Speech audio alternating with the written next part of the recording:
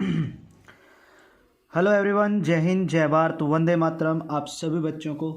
तो गाइज आप सभी कैसे हो? तो गाइज इस वीडियो में हम करने वाले हैं एक्सरसाइज 10.3 का सॉल्यूशन। ठीक है, तो सबसे पहले एक्सरसाइज 10.3 के अंदर जो कंसेप्ट यूज़ होने वाला है, सबसे पहले हम उसका पूरा कंसेप्ट पढ़ेंगे। ठीक है, और उसके बाद हम एक्सरसाइज का सॉल्यूशन करेंगे। तो सबसे पहले मैं आप लोगों को कंसेप्ट जो है इसका बता देता हूँ। ओके, तो एक्सरसाइज 10.3 के अंदर हम करने वाले हैं। सबसे पहले हमारे पास प्रोडक्ट आता है। प्रोडक्ट के अंदर एक्सरसाइज 10.3 के अंदर हमारे पास आती है स्केलर प्रोडक्ट। ठीक है, तो सबसे पहले हम डिस्कस करते हैं स्केलर प्रोडक्ट क्या होता है और फिर उसकी प्रॉपर्टी भी हम डिस्कस करेंगे। तो सबसे पहले हम डिस्कस करने वाले हैं स्केलर प्रोडक्ट को, कि स्केलर प्रोडक्ट क्या होता है, जिसको हम डॉट प्रोडक्ट भी बोलते हैं। ठीक है, और इसकी जितनी भी प्रॉपर्टी है वो सारी प्रॉपर्टी भी मैं आप लोगों को डिस्कस करने वाला हूँ यहाँ पे। प्लीज़ लाइक कर देना वीडियो को एंड शेयर भी कर देना। और आप में से अगर किसी ने चैनल को सब्सक्राइब नहीं कर रखा है तो चैनल को सब्सक्राइब भी ज़रूर कर दीजिएगा गाइस। देखो, स्केलर प्रोडक्ट जिसको हम बोलते हैं डॉट प्रोडक्ट, अगर आपके पास कोई भी दो नॉन ज़ीरो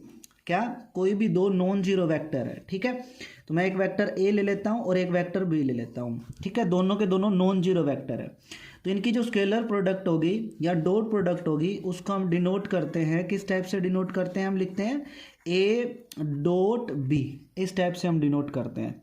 और ए डॉट बी को डिफाइंड अगर मैं करूँ तो ए डॉट बी जो डिफाइंड होता है वो किस टाइप से होता है? A dot B is equal to A का मैग्नीट्यूड इनटू में बी का मैग्नीट्यूड और इनटू में cos of theta.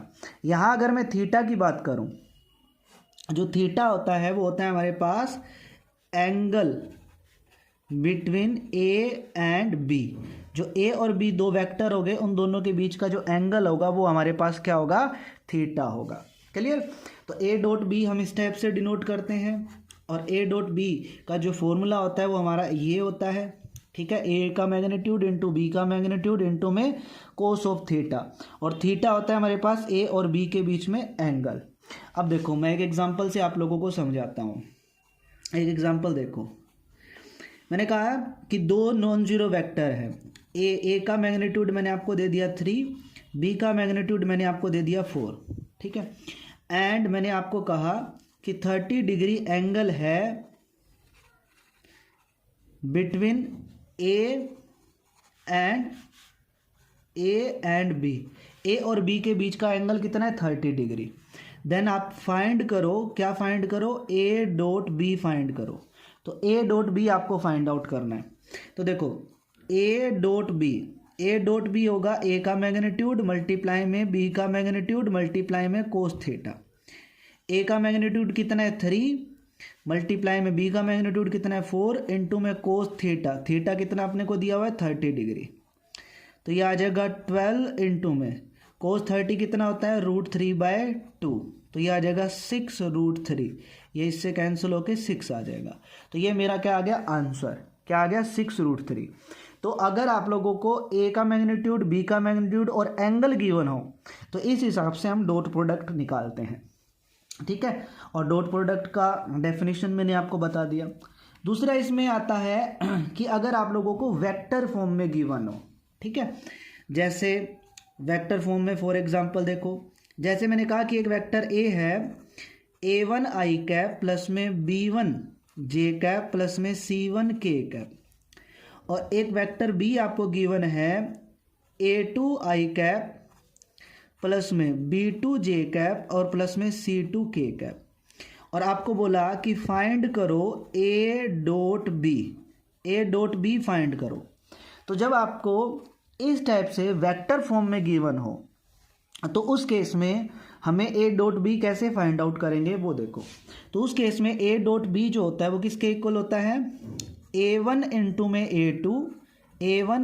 a2 plus में b1 इंटू में b1 इंटू में b2 प्लस में c1 इंटू में c2। तो उस केस में आपका जो ए डॉट बी है वो आपका ये होता है। क्लियर? तो अगर वेक्टर गिवन है, ए बी वेक्टर गिवन है, बी वेक्टर गिवन है, तो ए डॉट बी ऐसे निकालेंगे। और अगर ए का मैग्नीट्यूड, बी का मैग्नीट्यूड और एंगल गिवन है दोनों वेक्टर के बीच में, तो उस केस में ए डॉट बी अपन इस तरीके से फाइंड आउट करेंगे। तो ये था कि स्केलर प्रोडक्ट, डॉट प्रोडक्ट कैसे फाइंड आउट करते हैं, और एंगल अगर गिवन हो तो एंगल कैसे, अगर देखो अगर यहाँ से आपको अगर मैं बोल दूं कि ए डॉट बी की वैल्यू 1/3 है तो एंगल निकालो, तो इसी फॉर्मूले का यूज़ करके हम एंगल भी फाइंड आउट कर सकते हैं। ठीक है, नेक्स्ट देखो इसमें एक दो चीज़ें और बता देता हूँ आप लोगों को। ठीक है,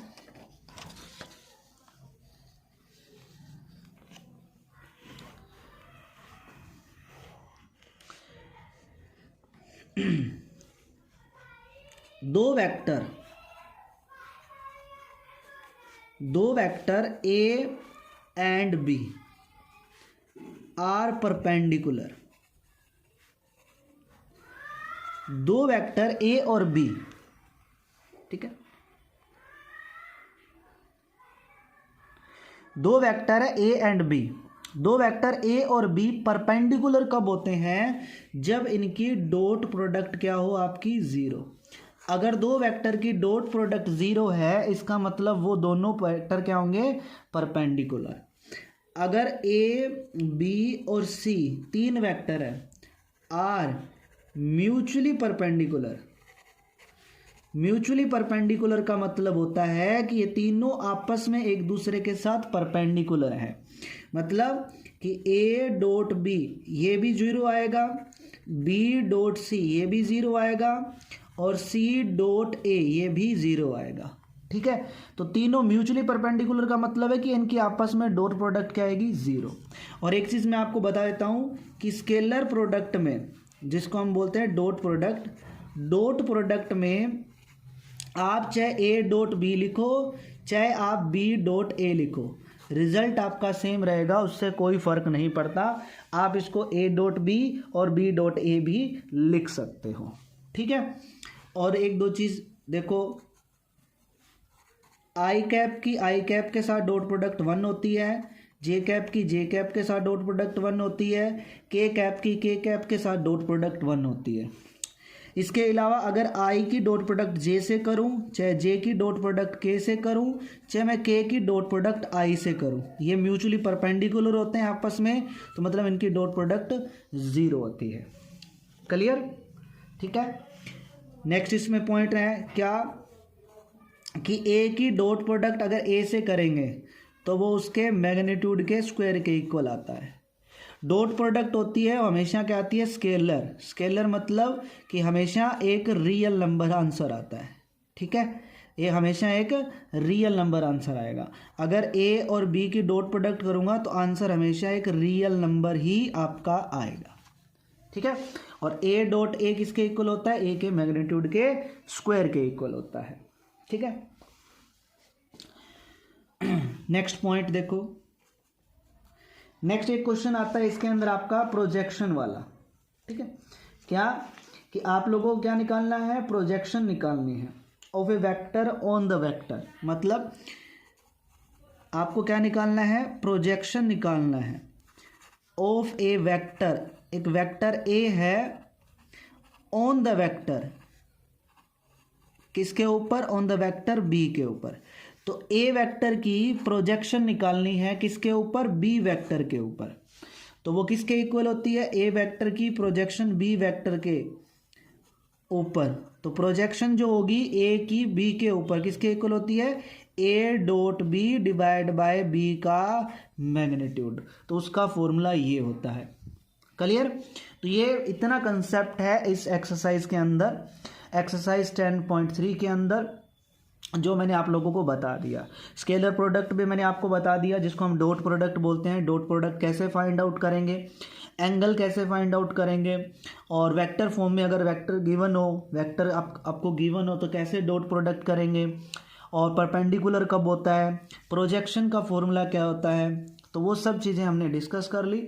चलो अब हम बात करते हैं एक्सरसाइज के सॉल्यूशन की। ओके, तो एक्सरसाइज का सॉल्यूशन हम डिस्कस करते हैं गाइस।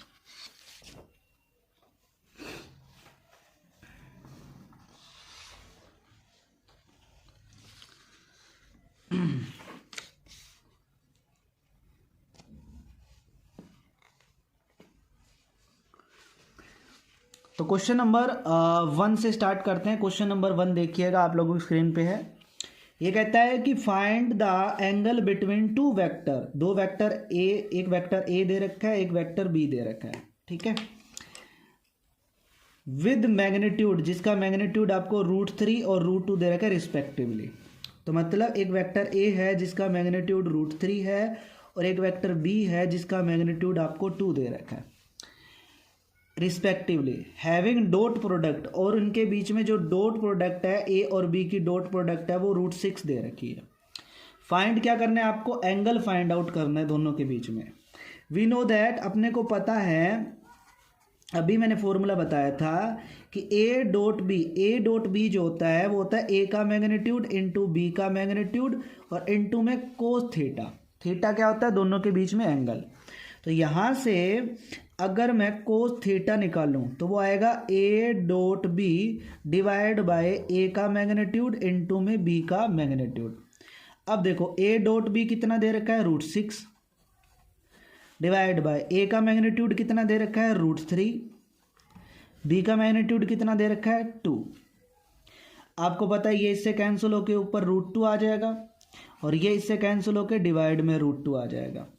तो यहाँ cos theta is equal to आया 1/√2 और ये किस पे होता है, कोस π/4 पे।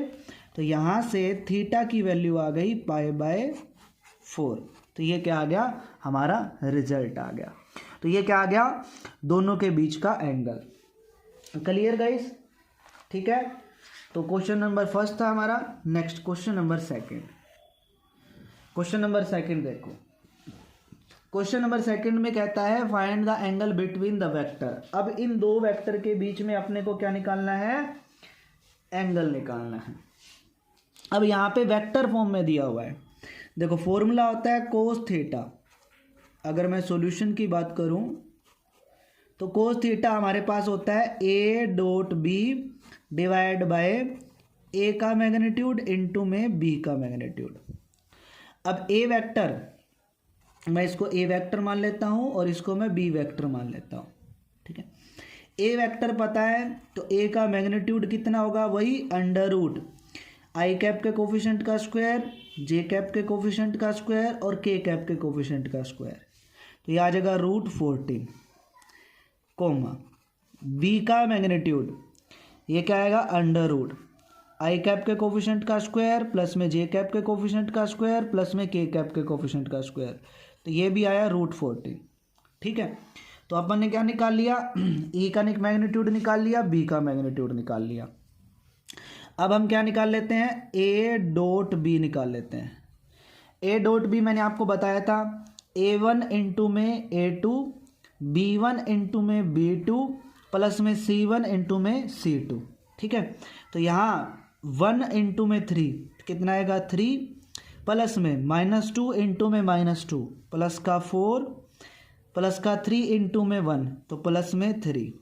तो ये कितना आया 10। तो बी ए डॉट बी कितना आ गया अपने पास 10 आ गया। क्लियर यहाँ तक, ठीक है।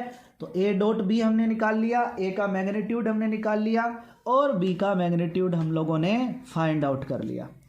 तो अब कोस थीटा फॉर्मूला ये है, इसमें वैल्यू पुट कर देंगे। ए डॉट बी की वैल्यू 10 डिवाइड बाय ए का मैग्नीट्यूड √14 इंटू में √14। तो आ जाएगा 10 डिवाइड बाय 14, तो ये कैंसिल होके 5/7, तो ये आया 5 डिवाइड बाय 7, ठीक है। तो यहाँ कोस थीटा की value I 5 divide by 7।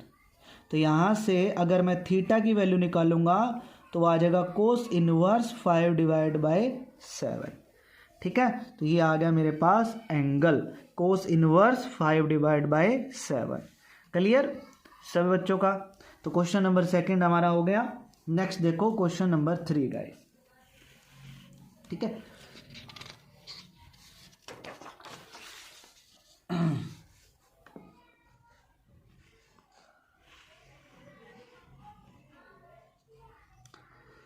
Question number 3, find projection of vector I cap minus में J cap on the vector I cap plus में जे कैप। तो मैं लेट कर लेता हूँ, एक वेक्टर ए दिया हुआ है क्या I cap sorry I cap minus में जे कैप, और एक वेक्टर बी दिया हुआ है क्या, आई कैप प्लस में जे कैप। तो प्रोजेक्शन निकालनी है, प्रोजेक्शन ऑफ ए की प्रोजेक्शन निकालनी है ऑन बी के ऊपर, ए की प्रोजेक्शन निकालनी है ऑन बी। तो मैंने बताया था कि A dot B divide by B का मैग्नीट्यूड। तो ए डॉट बी, ए क्या दिया हुआ, I cap minus J cap dot I cap plus में J cap divide by B का मैग्नीट्यूड, आई कैप के कोफिशिएंट का स्क्वायर जे कैप के कोफिशिएंट का स्क्वायर। आई डॉट आई, इसकी डॉट प्रोडक्ट इसके साथ करेंगे तो यहाँ 1 इंटू 1, तो ये 1 आएगा। फिर प्लस में इसका कोफिशिएंट -1 है, इसका +1 है, तो ये -1 आएगा डिवाइड बाय √2, तो यह आया 0 अपॉन √2, तो क्या आ गया 0। तो आंसर आया अपना क्या, 0। क्लियर, क्या आ गया अपना आंसर, 0 आ गया। तो ये हमारा क्वेश्चन नंबर 3 था। Next question number 4, find the projection of the vector this on the vector this. तो इस वेक्टर को मैं ए वेक्टर मान लेता हूं और इस वेक्टर को मैं बी वेक्टर मान लेता हूं। तो ए की बी पे प्रोजेक्शन निकालनी है, क्या निकालनी है, प्रोजेक्शन निकालनी है of vector A on B. तो वो क्या आएगा, A dot B divide by B का मैग्नीट्यूड। तो अगर मैं ए डॉट बी निकालूं तो ए डॉट बी मतलब आई कैप प्लस में 3 जे कैप प्लस में 7 के कैप, इसके डॉट प्रोडक्ट किसके साथ, 7 आई कैप माइनस में जे कैप प्लस में 8 के कैप के साथ। तो वही आई कैप, आपको पता है डॉट प्रोडक्ट में क्या होगा, आई कैप के कोफिशिएंट की प्रोडक्ट आई कैप के कोफिशिएंट के साथ प्लस में जे कैप के कोफिशिएंट की प्रोडक्ट जे कैप के साथ, के कैप के कोफिशिएंट की प्रोडक्ट के कैप के कोफिशिएंट के साथ। तो यहाँ कोफिशिएंट 1 है और यहाँ कितना है 7, तो क्या आएगा 7 प्लस में यहाँ 3 इंटू में क्या -1, तो कितना आएगा -3 प्लस में 7 इंटू में कितना 8, 56। अब देखो तो ये क्या आएगा, इस 56 में से 3 माइनस गया 53 प्लस में 7 कितना आया 60। तो ए डॉट बी कितना आ गया अपने पास 60। और यहाँ पे क्या चाहिए, बी का मैग्नीट्यूड। तो अगर मैं बी का मैग्नीट्यूड निकालूंगा तो अंडर रूट इसका स्क्वायर 49 प्लस में 1 का स्क्वायर 1 प्लस में 8 का स्क्वायर 64। तो ये ऐड अगर करते हैं तो 50, ये आएगा 4 50 ऐड करेंगे इसमें 114 आ गया, ठीक है। तो ये मेरे पास आ गया बी का मैग्नीट्यूड। अब ए का प्रोजेक्शन बी पे निकालना था, मतलब A dot B divide by B का मैग्नीट्यूड। ए डॉट बी की वैल्यू कितनी आई 60 डिवाइड बाय बी का मैग्नीट्यूड कितना आया √114। तो ये क्या आ गया, आंसर आ गया। क्लियर, तो इस तरीके से हम इस क्वेश्चन को करेंगे गाइस। तो ये हमारा क्वेश्चन नंबर 4 था। नेक्स्ट चलते हैं क्वेश्चन नंबर 5 के ऊपर।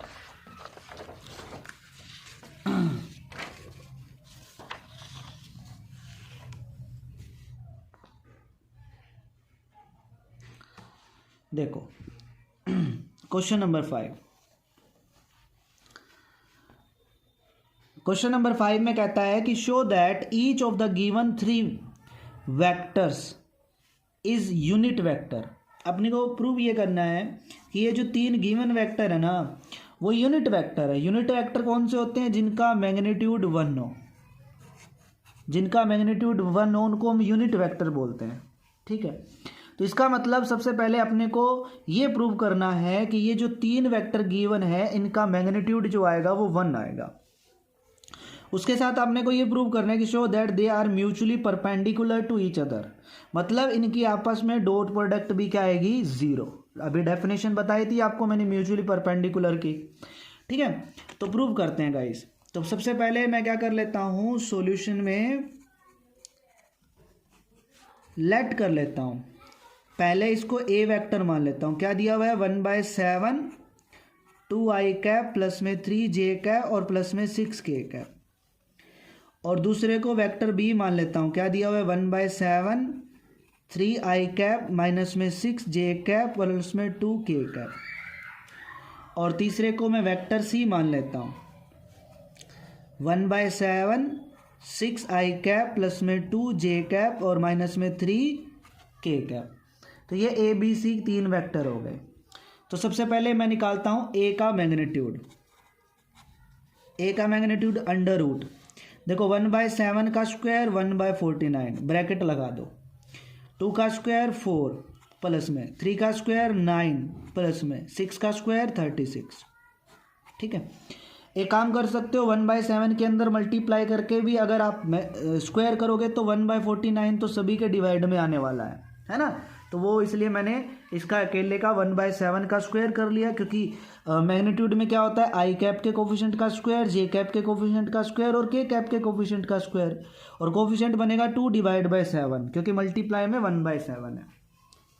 तो ये आया अंडर रूट। अगर मैं ऐड करता हूँ तो ये आएगा 49/49, कैंसिल होके कितना है 1 का मैग्नीट्यूड 1। सिमिलरली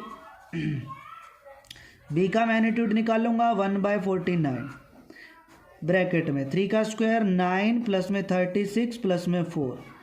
अगेन देखो 49/49, तो अगेन क्या आ गया 1। सिमिलरली अगर सी का मैग्नीट्यूड निकालूंगा तो वो भी क्या आएगा 1। तो तीनों का मैग्नीट्यूड क्या आ गया मेरे पास 1, और तीनों का मैग्नीट्यूड आ गया, इसका मतलब ये क्या हो गया अपने पास यूनिट वेक्टर। तो पहले ये चीज़ तो प्रूव हो गई कि ये क्या है यूनिट वेक्टर है। नेक्स्ट अपने को ये प्रूव करना है show that they are mutually perpendicular to each other. Mutually perpendicular का मतलब है कि now we can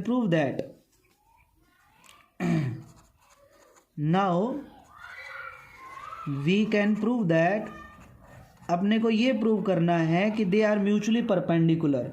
they are mutually perpendicular मतलब A dot B is equal to 0 आएगा, B dot C is equal to 0 आएगा, और C dot A is equal to 0 आएगा। तो सबसे पहले ए डॉट बी निकालेंगे। ठीक है, तो ए अपने को गिवन है ये, बी अपने को गिवन है ये।